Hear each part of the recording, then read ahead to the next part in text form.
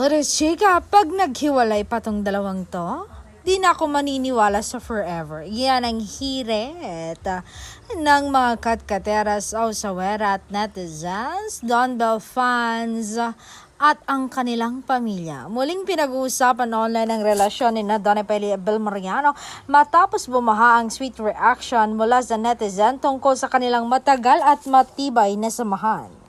Marami ang nagsasabing isa na raw ang dalawa sa mga celebrity couples na nagbibigay pa rin ng pag-asa sa forever. Kaya naman, nag-viral ang linyang pag naghiwalay pa tong dalawang to, di na ako maniniwala sa forever. Dahil sa kanilang consistency at low-key pero sweet na relationship, marami ring fans ang humahanga sa kung paano nila napapanatili ang kanilang samahan sa kabila ng frame at pressure ng social media.